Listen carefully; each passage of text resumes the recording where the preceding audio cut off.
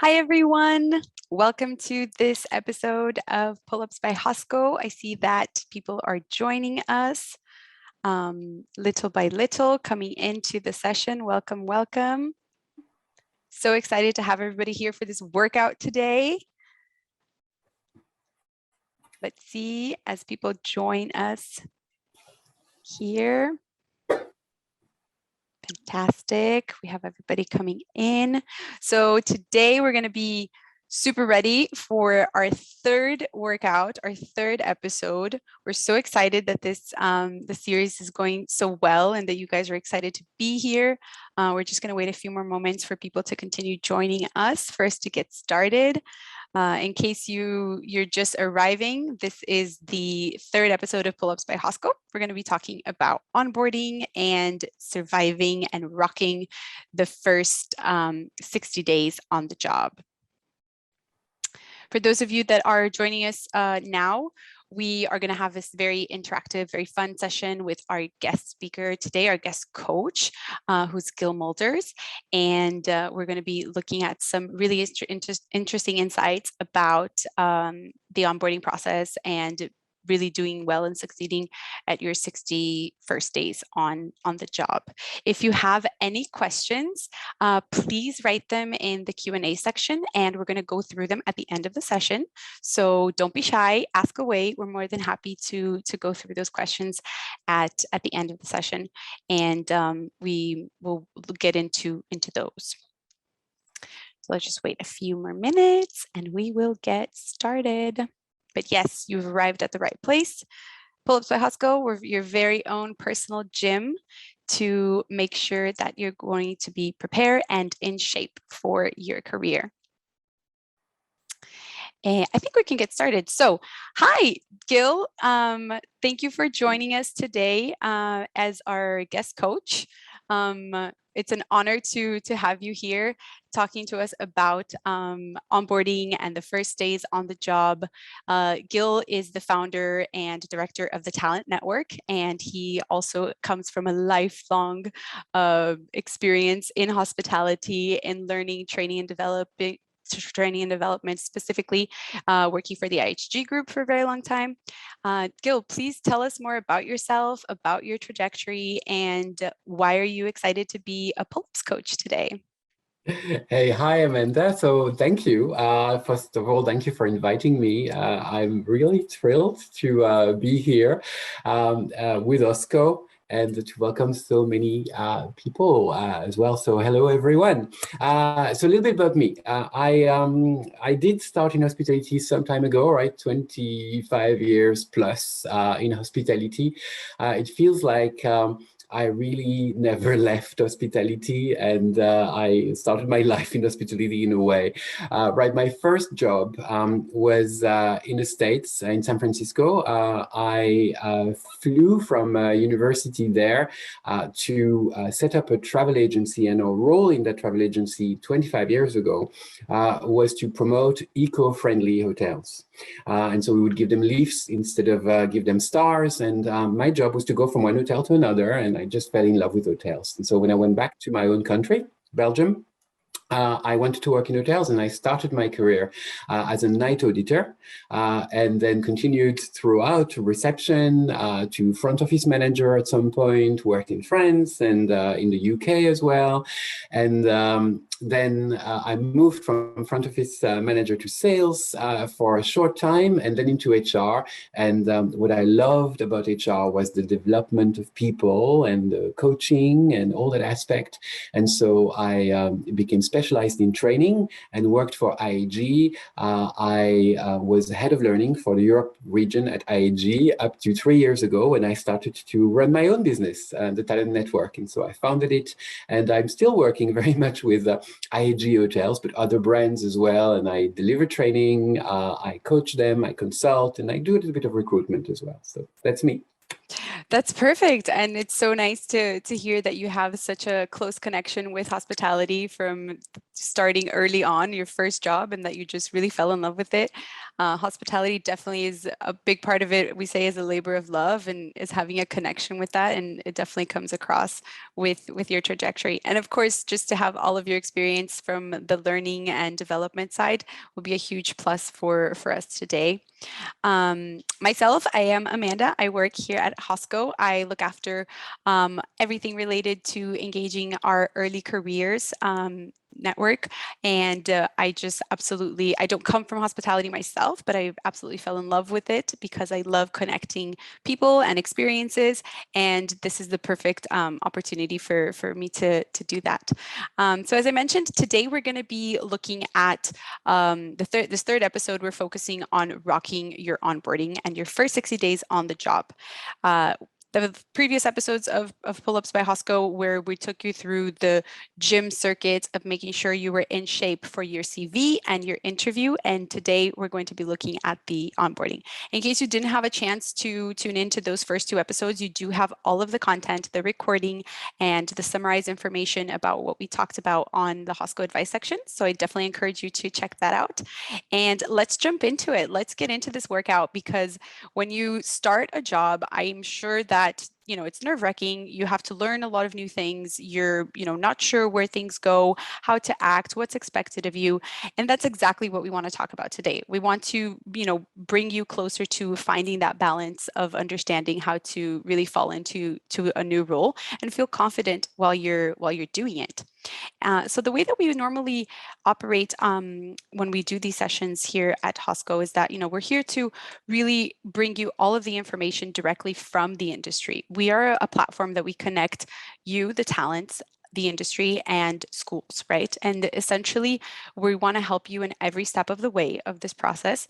And this is exactly what this initiative of Pull-Ups by Hosco is about, just making sure that you feel prepared, that you feel connected, and that you know exactly, what to expect when you go through this process of starting your first job or your first internship, or maybe not your first job, but that you just want to be more prepared, and that we will definitely accompany you through every step of the way, from looking for that job, the research piece, all the way through landing your first internship and your first job. So let's get right into it. As I mentioned, the way that we focused this episode and that we want to bring this information directly from the industry to you is that we asked all the employers that we have on Hosco, many hotels, over 9,000 hotels all over the world, what their feedback, what their advice is when it comes to this process of starting the job. And we have Gil Mulders here with us today as our guest coach to give his opinion, to give his feedback on these areas. So one of the first things we wanted to know is in terms of timing and expectations, when would a company, a manager expect somebody to fit into their role? And what we saw here in this question was that, almost half of the respondents said that it was about a month. So 49% said that a month is the time for somebody to fit into their role. Gil, what do you think? What's your take on, when first of all, I'm also curious to know from you, like, how do you interpret fitting into the role? Like, what aspects of those first initial moments and weeks on the job do you consider fitting in, and what timing would you expect? Are you in line with what we saw from the respondents? Yeah, I'm pretty much in line with what I see, right? 1 month is okay. Fitting into the work and the role for me, your first few days, right? I've onboarded so many people in my life in hotels, and I know that the first few days are a little bit overwhelming. You get to know the people that you're going to work with. It's you good guests if you're getting guest facing role as well. There's so much to learn. So to me, you really start to fit into your role when you start feeling comfortable about what's expected out of you and what your role really is, and you can be more or less independent. You will always have someone to ask questions to, and some sort of referral if in case you have a question or a problem. But a month seems reasonable to me. What I would say to all the talents that are listening today and watching us is try to not go too fast. Now, we all want to shine, right? I remember in my first job, after a week, I just wanted to be the most brilliant employee.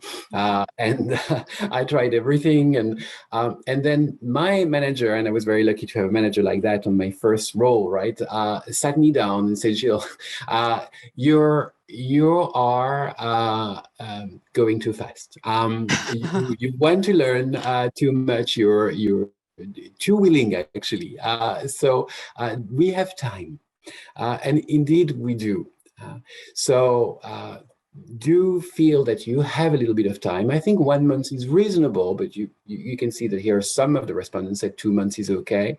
And fit into the role, it's just the beginning, right? It's not being a star at the role yet. So take your time and learn and write down everything that you learn. And that's the first advice that I would want to share. Great. Yeah, I think that's definitely something important to keep in mind, that of course you want to show eagerness, that you want to be really proactive, but there is also that, learning curve, and that the balance that we need to find in making sure that you're doing your best. And also I think something that is really related specifically to hospitality is that there is a certain level of expectation. I don't know if you agree, of you have to hit the ground running, right? Because there is a lot to be done quite quickly, and I think that is reflected here in what we see in the responses a bit, in terms of the 1 to 2 weeks and then a month being the most popular answers.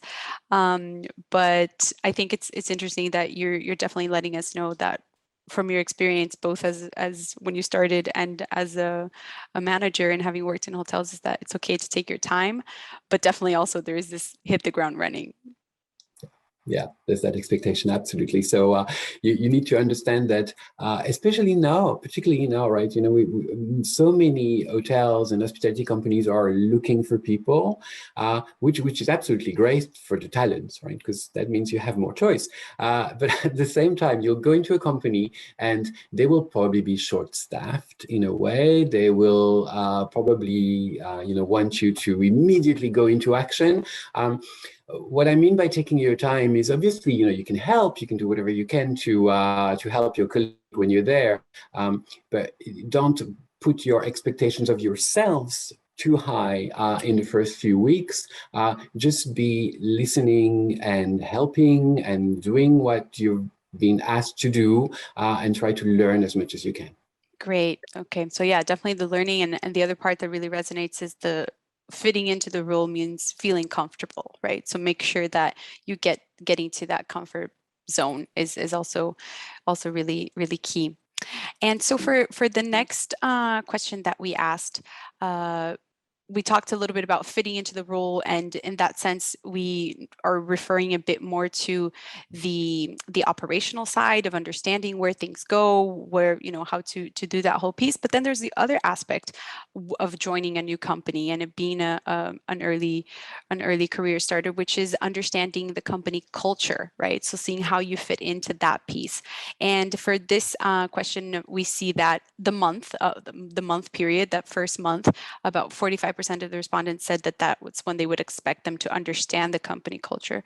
How do you feel about this timing? And is this something that does it come across maybe as too soon for like understanding the company culture? Seems like something pretty big, pretty comprehensive. Or how do you feel about this piece? Well, actually, too soon, not really. I would say you have an opportunity when you start a job to actually research the company culture even before you start. So, nowadays you will find the employer branding on most sites, definitely on Hosco. So you can actually have a look. You'll understand the values of the company you're going to work for.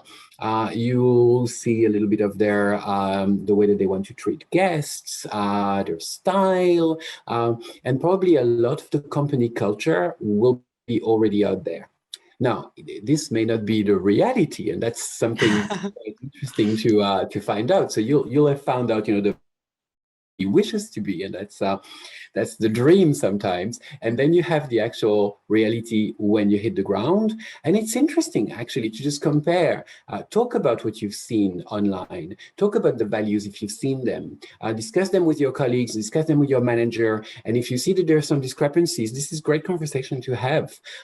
Also remember that now that you are in the company from day one, you're part of that culture. So you can influence it from the inside, and so don't really feel that the culture is around you. The culture is you as well, and you can really contribute to it. That's great. I mean, that's fantastic. I think this mention of, being prepared to understand the company culture even before you start the job, even before you even apply for the job, I think it's something that we can consider. No, so that's great advice. It's a great tip to really research, take the time to understand, what do they represent, what are their values. As Gil mentioned, this is definitely something you can find on Hosco on all of the company pages that we have on the site. So take the time to go there, see what they're saying, and then definitely doing that comparison or just understanding it once you actually are part of the culture is quite key. And I'm so happy, so refreshing to hear you say that we need to remember that as you are part of the company culture from the day that you start, and that you can be a participant in that.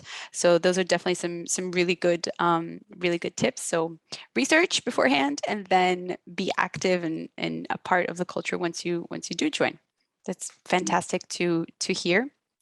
And so the next part that we wanted to look at was a little bit more related to how they would deliver on all of the different aspects of the job, and right? So you went through that first phase of understanding and kind of fitting into things, but then how are you delivering? Like how is the delivery of all of the different aspects, be it the hard skills things that you had to take notes and learn about, and also the other not so trainable aspects of how you're fitting into things.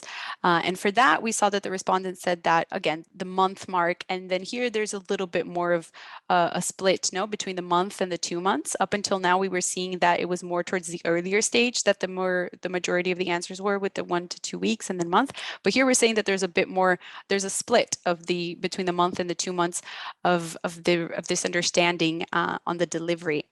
And how do you view this part, Gil? Is this something that that you agree with? Is it something that and what does it mean to you on delivering the job? How does that differentiate from the other points that we talked about so far? Yeah, I think it's really interesting to see that there's the fitting in, which tends to go, and the employers are telling you about a month, right? And I tend to agree with that. And now we're talking about delivering well on the different aspects of the job. And here we're in between 1 and 2 months, right? So also 43% onto 2 months. And I think that's quite reasonable. I would say probably the employers need to be a little bit more patient as well to deliver well on all aspects of the job, because that does take time. I remember when I was front office manager and we would welcome trainees, I would always tell them on month 5, right? You know what? Now you're more or less ready. Now I want to keep you, right? But it took 5 months to get there, because this is where you put the bar, right, in terms of delivering well. Now, one tip for anybody starting a new job, actually a couple of tips. The first one is have a notebook, right? Write down everything in there that you learn, because you can learn every day. And one thing that may really sort of annoy your employers or your managers is if they've told you something and they have to tell you again and again. It needs to be written somewhere so that you can refer to. Some jobs will require you to, I remember in the front office, it's very much, how to work with the systems, the PMS. It's complex. So you need to make your own notes. So that's tip number 1, and keep your little book with you as you move on from months 1 to analog, right? Yeah. We're so used to the digital world, but this is a good, This is analog. pen and paper. Yeah, paper and pen, because you're going to be moving around, and and you're not supposed to have your phone at work, right? So and you'll be distracted. I can tell you, if you use your phone, there will be messages and other things in there that you don't want to see when you're focused on your work. So analog is. Then the second tip really is have a conversation with your manager about the expectations, right? So what do you need to be able to do after a week? What do they expect you to do after 2 weeks, 3 weeks, a month, etc.? So actually, and you know if you'll be doing well. So that's an early conversation to have. I remember, again, at the front office, which is most of my operational experience, I would say to a new starter, look, week 1, we don't expect anything really, but for you to write down and learn as much as you can, and that's about it. Week 2, probably we'll want you to start doing check-ins. And that's a probably easier part of the job and not the most complex check-ins, but you'll know the process and you know how to do it. Week 3, well, we'll introduce you to checkouts. And by week 4, you should be able to do checkouts, etc. So this is key information for you when you start a new job. So you know for yourself if you're doing well. These were my 2 tips. Yeah, no, that's great. I think having this, setting these expectations and really having clear milestones, and like, as you mentioned, like make sure you guys ask your managers for these examples, even like Gil just mentioned, depending on the role that you're working in, if it's front office and if it's related to what which of the roles or which of the tasks you should be able to do at each stage will definitely help you in doing a self-analysis also, as you mentioned, like, am I there? Am I not? And it just gives more clarity to the whole experience. So I think that's super good advice. And it's something that we should all do in any job to make sure that we're hitting those targets, let's say, and give examples and get specific. I think that's also something really, really key to keep in mind for that. And the next part that we wanted to ask about was also, when would you, a lot of times, we start the job, and we mentioned before in hospitality specifically that it's about hitting the ground running, understanding what the job is, like to deliver on those specific tasks. And it can be tricky to sometimes, lose sight or to understand what is the impact of this job, or what impacts am I bringing to the company. So how, we wanted to know, when would you expect an early career employee to understand the impact that they have? And we're seeing here that, the month is also the answer, the most popular answer at 45%, followed by the 1 to 2 weeks, which, is pretty, it's early on there. But I'm curious to know from you, Gil, where do you feel like let's say the responsibility lies in terms of the employee understanding this impact? Like how should that be communicated? When should this be communicated? And do you agree with what we're seeing here in terms of timing, like for somebody to understand the overall impact and the big picture of a company? So, Amanda, in an ideal world, all right, so let me just put that first out there, right? In an ideal world, Ideal. you'll see that maybe ideal. Uh, the first few days on the job, and definitely the first day on the job, is not the day where you would be told where the cutlery is and what practically hard skills you're supposed to do. The first thing you should be told by your manager, if you have you're lucky enough to have a great manager, is why you're here, right? And the reason we work in hospitality, and there's obviously various reasons, but what we want to achieve as a company in hospitality, most hotels, is to make guests happy, especially when they're away from home, right? So that's the reason. Now, if you're working in a restaurant, for instance, why you're here? Make guests feel happy, create great experiences. How do you do it? Smiling, and then you will get the guests smiling themselves, and they will remember the great meal that they've had and all of that. And so that's the first conversation that should really happen. And then moving from the why, then we can go on to the how, right? How do we do this? Well, we're fast, we take the order, we make sure that we don't forget anything, we make suggestions, all the things that great waiters do. But that's the how. The why is probably the most important. It makes me think of this story of JFK, John Fitzgerald Kennedy, at the time of the moon program. When they were delivering, putting a man on the moon. And JFK visited Cape Canaveral, and he went to see different people there. And before the first man was on the moon, and he saw a janitor cleaning the floors. And he was known to be the kind of president that would talk to absolutely everyone. And so he went to that guy and he asked him a very obvious question. Which is, what do you do?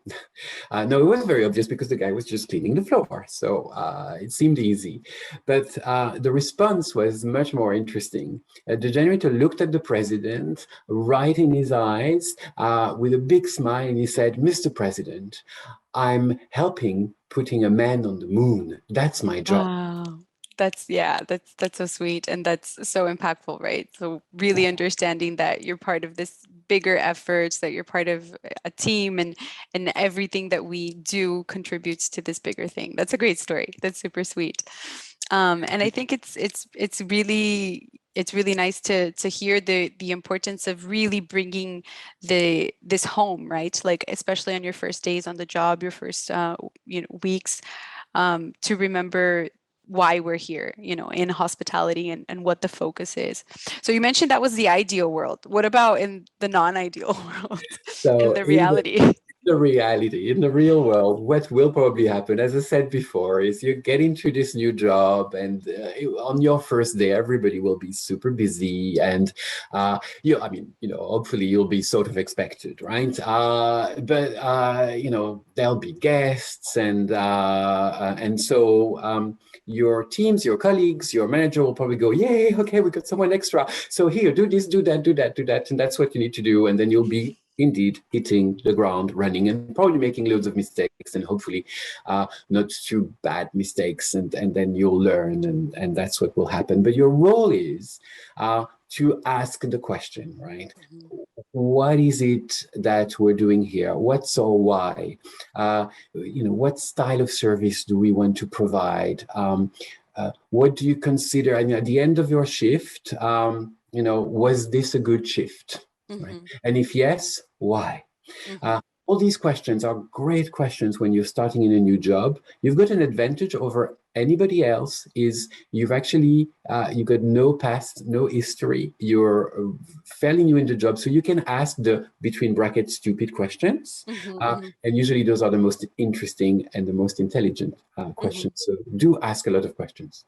That's great. That's great advice. I think, yeah, like it's so easy for us to get caught up in the day to day with any job, and especially in hospitality with everything being so busy and this talent shortage that we know exists at the moment. So, of course, when they see a new face and somebody to help, it's going to be, go mode. But take this opportunity as a new starter to don't be shy, ask the question. I'm sure the managers, the people will appreciate bringing it back to the core and reminding ourselves why we work in this wonderful industry, and just don't be shy of it. I think that's great advice to use the excuse of being the new guy or the new girl But what to probably happens, if you ask the right question, is your manager will go, "Oh, true, right, yeah. okay.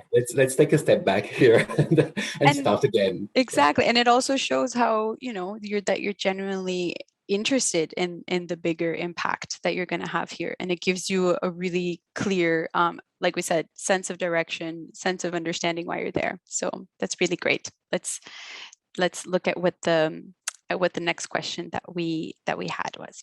So here we wanted to, so as I mentioned at the beginning, right, the first 60 days, or the first period before your probation period is over, is quite key. And it's the moment where you're getting to know the company is getting to know you, and you're seeing how you fit into all of these different aspects. But we know that there's a chance that it might not be successful, right? It might not work out in the end. So we were curious to know, and we asked all of the employers, what percentage of these hires end up not being successful after this initial period. And we saw that about 3/4, like, so the majority really was that it's less than 20% of the hires that end up not having this huge, not succeeding at this point, which was, interesting to see.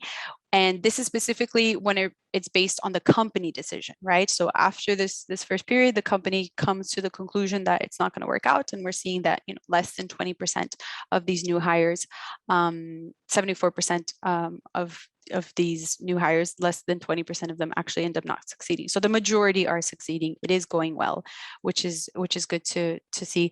How do these numbers line up with what you've seen in your experience, Gil? Is this something that you think has changed over time, perhaps, or how does it reflect on you?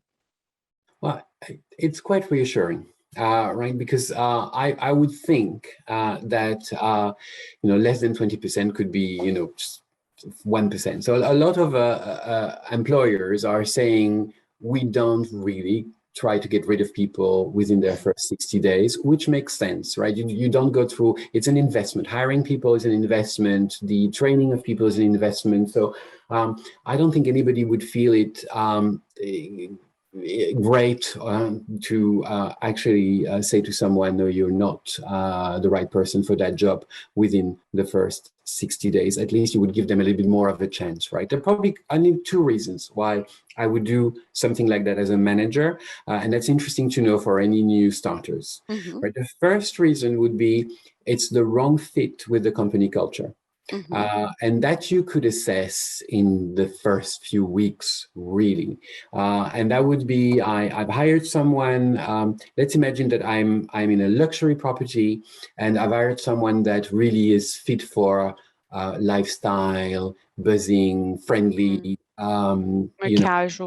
casual type thing. And I'm going like, oh, this is going to be so hard for the person to fit into the mold of perhaps a little bit more traditional, old style, luxury type of hospitality, or vice versa, right?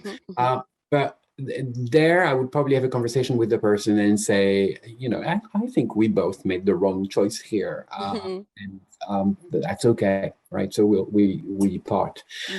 The only other reason would be someone that clearly is not willing to learn, is not willing to improve, and shows disinterest for the work or even for hospitality. It could be that. And then I would again have a conversation. But hopefully, I mean, in my career, these have been really, really rare. And so I think, as an employer, I would give it a little bit more than 60 days before making any decision. And the first thing that I would ask myself as an employer is, what did I do wrong? So that I now need to tell that person to, choose another hotel or another career. Yeah, no, that's definitely really, as you mentioned, it's reassuring to see that these decisions aren't being made so early, right? Because there's a lot of factors, and I think a big takeaway here from what you mentioned is that it really comes down to, it's really hard for, if you're doing the right things, like showing interest, being eager, learning, and if the culture fit is lining up with what you expected, which is something that, as we talked about before, you can research, you can look into, and you can talk about from the beginning. It should be a success. It's more likely to be a success than not. But then we also asked this question to know what percentage ends up being a decision from the employee, right? And so what's interesting here is that we're seeing that the response was actually that 61% of the respondents said that, about less than 20% are likely to end it from the employee decision. So the story that it tells us here is that there's more people, there's more not successful stories in these initial days happening from the decision of the employee to leave versus the employer, right? So how does this reflect, or like how do you see this difference? And I think it maybe goes back to the point that you mentioned before about you asking yourself, what did I do wrong, as a manager? What do you think about this difference? Yeah, that's very interesting. So it's a little bit more, if we see that, so 61%, so it's less percentage, but that means that there's more employee that would take the decision to leave in these first 60 days than employers that would take decision to remove employees within the 50 days, within the 60 days. So, no, there's a story here that I want to share, a very personal story. So, at some point, I decided to move from one job to another, and I end up working. It was very early in my career. I end up working in a hotel in London that was, and that still is actually a large hotel, 1,300 bedrooms. So Wow, that's massive, huge. yeah, massive. But I think one of the largest hotels in Europe still. And 2 weeks into the job, I'm thinking to myself, wow, this is not for me. This is sort of industrial hospitality, if you want. Way. It was just like so overwhelming. Just to give you an idea, one shift at reception was 15 receptionists per shift. And I was guest relations. And so I go and talk to my manager after 2 weeks, and I say, look, this is really not for me. I probably would feel so much better in a more boutique type hotel, 50 bedrooms, perfect. The sort of size for me that I would love to work in. And I don't know, I mean, I was attracted by the job, guest relations, and that's what attracted me to it. But maybe I made the wrong choice. And, I had the most wonderful manager at the time. She was called Claire. And she sat me down and she said, Gilles, okay, look, there's one thing that you need to know is I understand we are in a huge hotel. It feels like a lot, and it doesn't feel very personal. So she said to me, your job is to make it feel more personal. Your job is to make it feel like it's a boutique hotel for some of the guests, or most of the guests, really. And that's why we're a team of 5 here of guest relations, and we're trying to make it so much more personal. And so I stuck with it, and I felt like, okay, because she said to me, wait, come back to me in 6 weeks, and then we'll discuss it again, right? No, And that's 6 fair. weeks. Yeah, 6 weeks later, I did come back to her and I said, oh my God, this is fantastic. I love it. No, that's I nice. love the team. I love what I'm doing. We can make it so there's so many ideas. We're so creative. So what I want to say here is don't go too fast in making a decision about leaving a job. In 60 days, what do you know?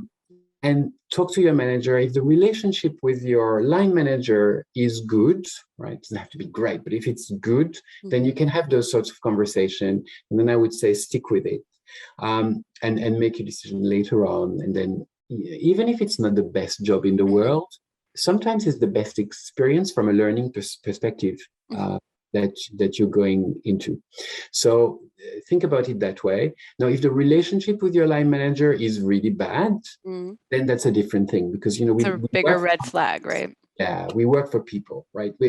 At the end of the day, the person that's going to have the most influence on your happiness at work is your line manager. So you need to work on that relationship. And if that fails, then maybe it's time to go. But Okay.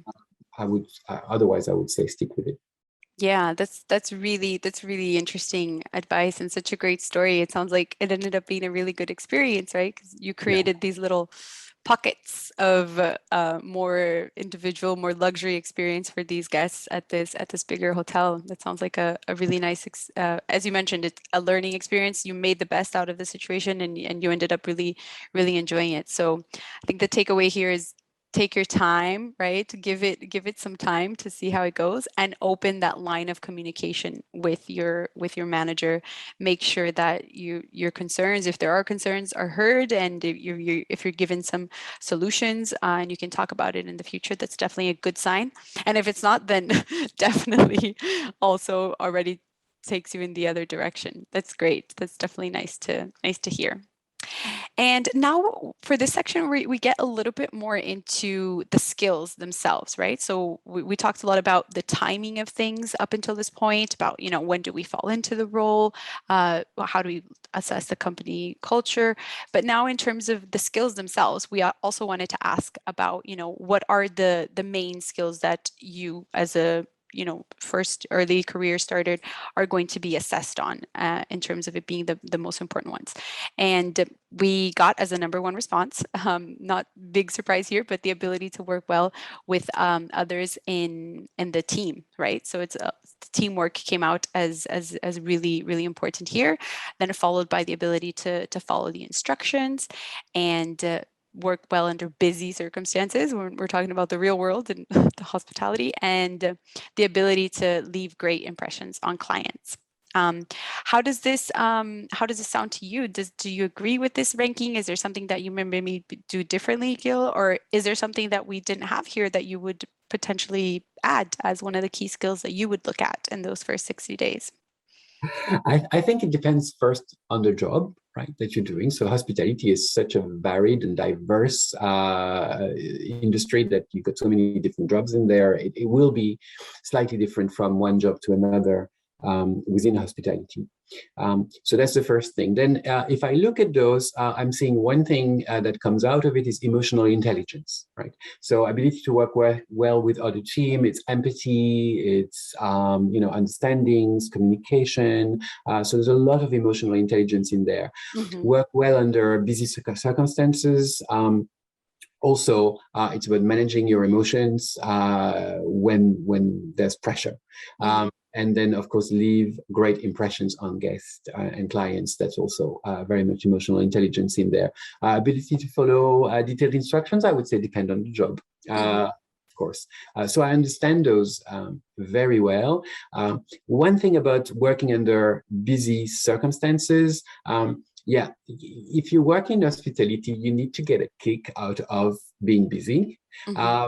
And so it's even more than work well under busy circumstances is love busy circumstances, I would That you say. thrive when you're under that Exactly. pressure, basically. A lot of people that work in hospitality and that actually thrive in that particular industry is because they love adrenaline. And there's so many other jobs where you don't get adrenaline. You get stress, but not that sort of stress that really drives you and gives you energy. That rush, right? That rush, exactly. Yeah. So that's another advantage of working in our industry is not only your aim is to make people happy, but also you get to work with adrenaline, and it gives you a kick when you and time flies. I think hearing you talk about that makes me think that it's something to look out for. Like as you're starting this new job and you're there, and when you get into that busy rush moment, take a moment and see how you feel. Like it might feel like this adrenaline, this rush, like how does that make you actually, what impact does it have on you? Does it make you like feel like, whoa, that was cool, or does it just bring you negative vibes? Like take a moment to see how that affects you. I think that's an interesting way to look at it too, to do this self-analysis in the process. Hospitality is a sport, so this is so appropriate. Exactly. But it is a sport. It should get your blood pumping. Yeah. Exactly. Definitely. So the previous question was basically like, okay, what are the key skills that we're assessing in general? But then for the next question, we wanted to ask, if we're going the extra mile, if we're taking it to the next level, what stands out as an exceptional, performance during these first days? What are the key things that you should really work on and highlight to be successful in these first 60 days? And the first one that came out was that it's showing a service orientation towards clients. So again, not a huge surprise because hospitality is all about these experiences, we said. Again, the team player at number 2 was really, really important. Engaging with different teams, as you mentioned, I think part of this has a lot to do with the fact that it's so diverse. Working in hospitality, it's so cross-divisional. So working well with teams, going the extra mile, making suggestions and improvements to the process, engaging with different senior people and managers. So, there's a hierarchy, of course, in every company, but it seems that this is also something that didn't rank as high, but that came up as something to look at. And number 7, which was not complaining about busy, hard work. What do you think, Gil? Is there something missing here? Do you agree? Would you switch the order up in any way? Well, no, I love the order. Actually, I love that number one is showing service orientation, and maybe you could merge, right? Number one and number two is actually showing service orientation towards your internal customers, which are your colleagues, and your external customers, right? So that's just about having a big heart, really, and that's why the shape of those two hands, shaking hands, there is a heart, because it's all about loving people and loving different type of people, celebrating those differences, and then there's an element of drive, right? Going the extra mile, making suggestions, and engaging with senior stakeholders. I would imagine that's very much about, actually making your suggestions and talking to them and saying, oh, well, I would see it a little bit differently, and that's what I would do. And my clients told me that, and so to sort of make sure that this communication goes up. So all of these things are important. Summarizing this, a big heart and drive for success. Great. So make sure that your passion is showing through those first 60 days. That's definitely going to make an exceptional performance. That's what I'm getting at with this, as in terms of a takeaway from this part. And yeah, I think the part that you mentioned about the engaging with the managers and giving your opinion, like hospitality is all about being at the the front line and the ones that are the most in contact with clients and that know what is happening. Like there's nobody that knows that experience better than when you're there on the floor and on the ground, and being able to transfer that information to the rest of the organization in a way that can potentially have a good impact for improvements or for changes is definitely something quite important. And that would definitely be one of my pieces on that, for you guys to don't be shy, know that your voice matters and that you can have an impact on the organization, because you're there, you're talking to customers every day. And okay, so then we looked at what would make an exceptional experience, right, for the employee, for the new starter, that they would really excel. But we also wanted to know what are things that could make a bad onboarding experience. So if what are things that as an employee, what would make a bad experience for the employee? So we had here as number one, lack of explanations, followed by number two, an unfriendly and distant team, and number three, the lack of expectations. So what we were trying to get at here was basically that obviously for you to be able to succeed, you need to have clear explanations, of what you have to do. And then the expectations, which ties into what we talked about at the beginning that you mentioned, of having those milestones clear, of understanding that if that's not there, then it's also going to not contribute to a positive experience. And of course, then the unfriendly and distant team, because being part of the team and being a team player is such a huge part of the job. If you find yourself in a situation where you don't get that, what happens then? So how do you feel about this, Gil? Like, what do you think would make a bad onboarding experience for a new hire? So yeah, you're going to say, Amanda, I'm always chunking up, right, or trying to group things together. But what sort of shouts at me here when I see those three is lack of attention. Okay. So lack of attention from your manager that doesn't give you the right explanations, so you don't get the attention, right, that you do to be explained how things work. Lack of attention from the team, and lack of attention maybe from yourself into sort of sharing your expectations. Now, it's interesting. So I was in a hotel not so long ago, a few months ago, at the staff canteen. I was delivering training, and I love to eat in staff canteens when I'm in a hotel, because it gives me a good sort of impression of what the life of the hotel, the heart of the hotel really is. And so I'm here eating at a staff canteen, and I see someone who eats alone and on their mobile phone, and I'm a little bit like that. I feel, okay, this is weird, someone alone. Yeah. So I go and say hi. And say, hi, I've just been delivering training here, and how are you? And she's telling me, okay, this is my name. And of course, one of the first questions I ask is, where do you work? And she's like, oh, I work in housekeeping. And okay. And how long have you been here? And then she tells me, "Oh, it's my first day." Oh, And yeah, exactly. This is exactly how I felt. I was like, "Oh, it's your first day and you're you should eating eat alone? alone on your first day.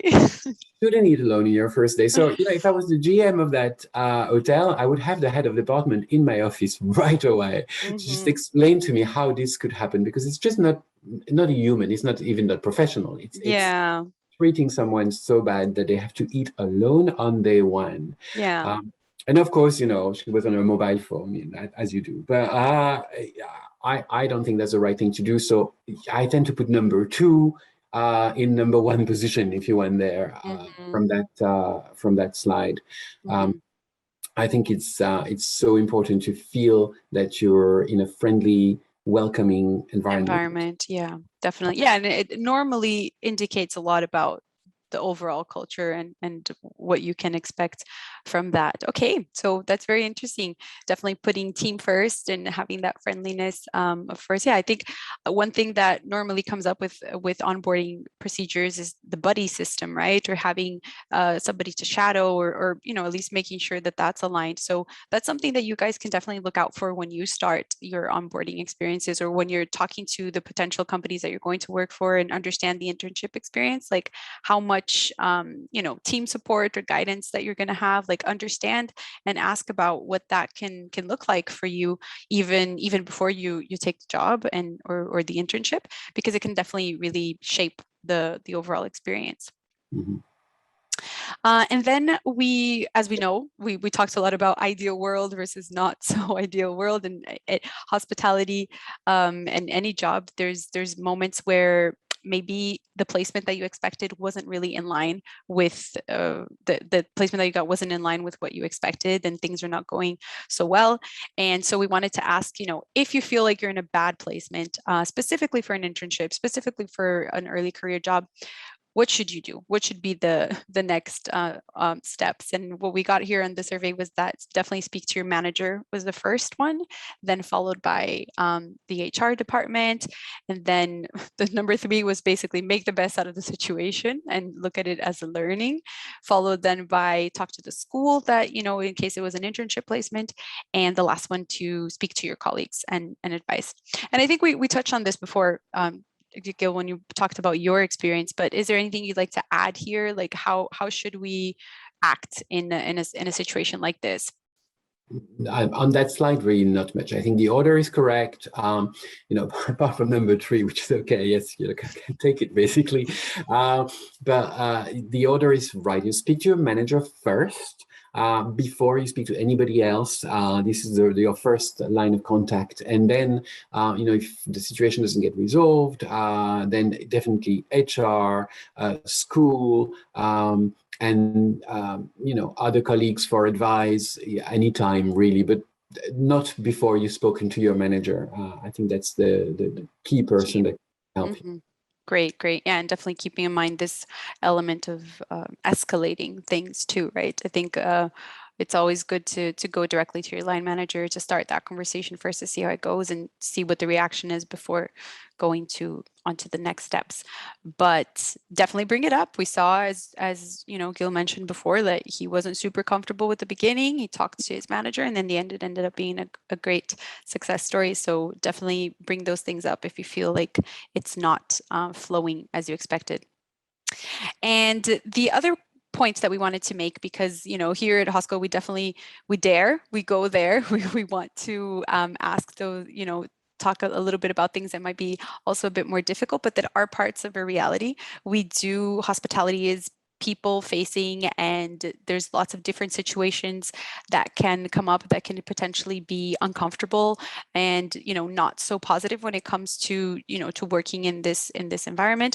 And we wanted to really bring surface the fact that there's definitely some deal breakers. There's things that we should not tolerate in the workplace and as part of your experience, and we wanted to know what those things were, like that really come out as big no-nos and deal breakers. And here we have, the examples that came up, which, racism, alcohol abuse, bullying, drug abuse, sexual harassment, and abusive clients are the answers that came out from this question. And, it's something that we never hope to encounter these situations, but in the case that it does happen, what do you think, Gil? What would be your advice in this situation? How should you handle this type of situation? Are there some situations that you think are more common or less common, or are there nuances to what we're seeing here? So yeah, great to bring this up, actually, because not all companies are courageous enough to talk about these things, and that is very much part of the world of hospitality. Now, why? Probably because, hospitality is one of these industries that work 24 hours a day, 365 days a week. We're very close to the lives of people. And so the reality of life happens probably even more in hospitality than in another job that is 9 to 5 and the office closes and then everybody goes home. So in my 25 years career, I've seen every single one of these examples. So it does happen, obviously. And no, you should not tolerate it. And yes, you should always contact people, talk about it, escalate it if needed. It should never be not spoken. It has to be told if anything like this happens to you. Maybe one point around abusive guests or clients. Let's also put the bar at the right place for that. I would always tend to say to my team, if there is physical abuse from guests, it's absolutely your right to remove yourself from the situation, call your manager, and have someone else deal with it immediately. Right? So no guest is there to physically abuse any one of my staff when I was working in operations. Now, I worked in hotels where we had clients that had maybe perhaps a little bit too much money and were spoiled and were treating others in a way that is not fantastic. And we were seen more as servants than anything else. There's also cultures that would tolerate that more than others. And we also had guests who were emotionally crippled, right? So they had, big problems. They were in fear, or they were angry about a situation, not about us, but a situation, and they would raise their voice, and there would be insults, and there would be all sorts of things. Mm-hmm. This is something that in hospitality we need to learn to deal with in a calm and sort of respectful way. In with anger, out with love, really is the attitude. There, I would say, don't really blame too much an abusive guest that is not so abusive as to be physically abusive. Mm-hmm. So protect yourself, but also have a lot of understanding. I have colleagues who work in hospitals, they're nurses, they get much worse than we get in hospitality, and they're much more understanding because they know that people are in pain, and that pain sometimes generates all sorts of behaviors. Mm-hmm. So only for number 5, I would say, okay, let's be a little bit more understanding and know where the limit is. All others between colleagues, there's just no excuse. Yeah, definitely. No, I think that's an interesting point to make, that there is a degree to which, definitely physical, also a level of verbal abuse that definitely is not okay. But that at the end of the day, there's also this element of understanding that, clients can sometimes be a bit tricky and to maintain that composure and keep that in mind. So that's definitely a good point to make, and to make that big differentiation between when it's not okay. So yeah, this is definitely great. It brings us to the end of the part about the questions and everything. I think we really unpacked a lot. We went through, from the very first days of finding the job and getting everything started, all the way through how to manage these tricky situations. I hope that you guys found all of everything that we talked about interesting, insightful, and that you can take a lot of this advice and a lot of these learnings to your future experiences. We have some questions from the audience now, so we'll look at those. So we have one question, which is from Ana Vaca. So she's saying, "Hello, everyone. I'm starting a new job tomorrow. Congratulations. That's great."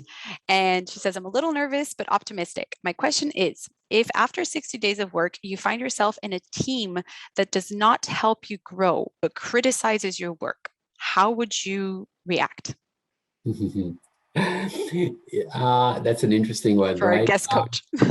Yes. Okay, I'm going to be a bit controversial. Just to say, Anna, isn't the fact that people criticize your work a way to grow? Mm.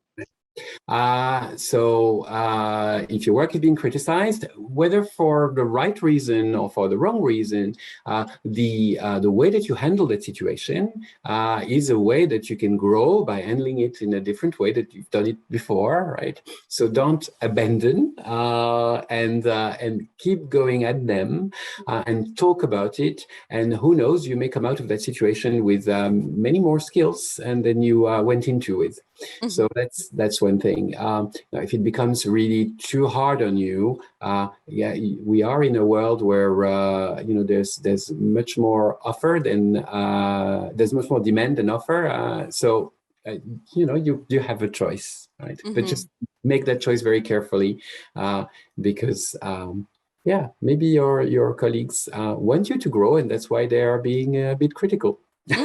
Yeah, I think, that's an interesting question too, because specifically about the team, right? So I think I would add to that to be mindful of there's always criticism, constructive criticism, and then there's non-constructive criticism, right? So really maybe taking the time to filter through what those are, and definitely, as Gil mentioned, take it as a learning too, and as a growth piece, and know your worth.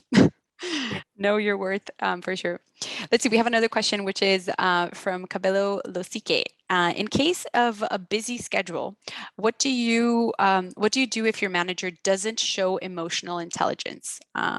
So I think this is referring to if they're not understanding of the situation, if the manager isn't really seeing how busy things are. What would you say would be the best way to act here, Gil? Yeah, well, you have to compensate with your own emotional intelligence here. That is really, talk to your manager in a non-confrontational way and say, look, we could have done such a better job. The job would have been so much better if we had maybe more people to help us. And maybe that, the reason why we don't have a lot of people is because you can't find any. So let's see if I can help you. Maybe you've got contacts, Cabello, and you can get more people in there. Hospitality is a busy world, so your manager should also understand that and have the time for you to talk through it as well. Talk to your colleagues as well. See if they have the same impression that you have. If everybody has the same impression, then definitely maybe there's a few of you that should go and talk to the line manager. Again, in a non-confrontational way, I'm sure he or she is trying to do the best job that she or he can. Great. So open line of communication, understanding different perspectives. That's all really, really good advice. And let's see. Oh, we're almost at our time, but let's do one more question. So, well, this one's pretty big, but it is, how do you shine in the hospitality industry? I don't know if that's an easy one or a really hard one to answer, but what would you say? See, that's the trick, right? Okay, so we all want to shine. I know that you've got time to shine. You've got probably 20 or 30 years in front of you to shine again and again. In your first few days or month in the job, the objective is not to shine. The objective is to fit in and do a great job with the rest of your colleagues. And then once you will be really good after your onboarding, then you can find your strengths and you will be shining in one thing. A boss of mine who used to be the CEO of IAG for Europe, Angela Brav, just to name her, told me once, try to be the best at one thing. Not at everything. So find your strengths, find what you're doing really well, and invest in that, and that will be a great way for you to shine. That's a great answer. Okay, so it sounds like what I'm taking from that is take your time, right? So don't try to shine so quickly, but take the time to really learn, and then through that experience, you're going to find your strength, and then you can really focus on that part. That's fantastic. That's so great. And so yeah, we're basically coming to an end. We're wrapping up this workout. I definitely feel like I did some pumps and pulled up, and this was super intense. I really enjoyed talking to you, Gil, about all of these different aspects of the onboarding process. Do you have any final words, closing remarks that you would like to make to really inspire our audience out there that's going to start their first job soon, and how they can just really rock it? Yeah, so I mean, my last words is I understand there may be some frustrations. It's only an hour together, and there's been some great questions. So I saw also questions from Alan and the others. So if you want to ask me questions directly, I'm not going to disappear after these pull-ups. I'm still there. I'm on LinkedIn. I'm easy to find, I'm sure, and I make an effort in answering any question that I get through the social networks. So feel free to contact me, and I'll be very happy to help. I've been helped many times in my job, and I think it's just a natural thing to do to give back as well. Yeah, definitely. Well, thank you so much. It was so inspiring to have you here today as our guest coach. For those of you, in case you are not on Hosco yet, you have a QR code here on the screen that you can scan quickly, and it will take you to the process to create your profile. We're going to be sharing the summary, the recording, all of the information about today's workout with you soon. So definitely stay tuned. And in the next episodes, we're going to be talking about career development. We're going to be talking more specifically about certain industries, certain parts of the industry, so F&B, room. So definitely stay tuned. We want to keep inspiring you, empowering you in this process, and get you in shape for your career. So thank you again so much, Gil. I really hope you enjoyed the workout. And if you have any questions, as Gil mentioned, you can get in touch with him and with myself on Hosco or any other social media network. Thanks. Thank Bye-bye, you. everyone. Bye-bye.